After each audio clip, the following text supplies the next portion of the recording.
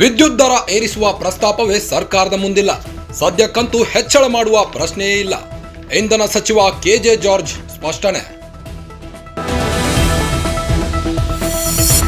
ವಾಲ್ಮೀಕಿ ಹಗರಣ ವಿಚಾರಣೆ ನಡೆಸೋ ಅಧಿಕಾರ ಇಡಿಗಿಲ್ಲ. ಜಾರಿ ನಿರ್ದೇಶನಾಲಯದ ವಿರುದ್ಧ ಡಿಕೆಶಿ ಫುಲ್ ಗರಂ. ವಿಚಾರಣೆ ಬಗ್ಗೆ ಕನಕಪುರ ಬಂಡೆ ಅನುಮಾನ. ಗಬ್ಬೆದ್ದು ನಾರುತ್ತಿರೋ ಮುಡಾವನ್ನ ಕ್ಲೀನ್ ಮಾಡುತ್ತೇನೆ. ತನಿಖಾ ವರದಿ ಬಳಿಕ ಅಧಿಕಾರಿಗಳ ವಿರುದ್ಧ ಕ್ರಮ ಕೈಗೊಳ್ಳುತ್ತೇನೆ. ಮೈಸೂರಿನಲ್ಲಿ ಸಿಎಂ ಸಿದ್ದರಾಮಯ್ಯ ವಾರ್ನಿಂಗ್.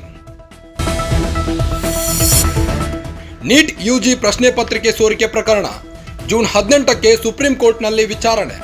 ಅಂದೇ ನಿರ್ಧಾರವಾಗಲಿದೆ ವಿದ್ಯಾರ್ಥಿಗಳ ಭವಿಷ್ಯ.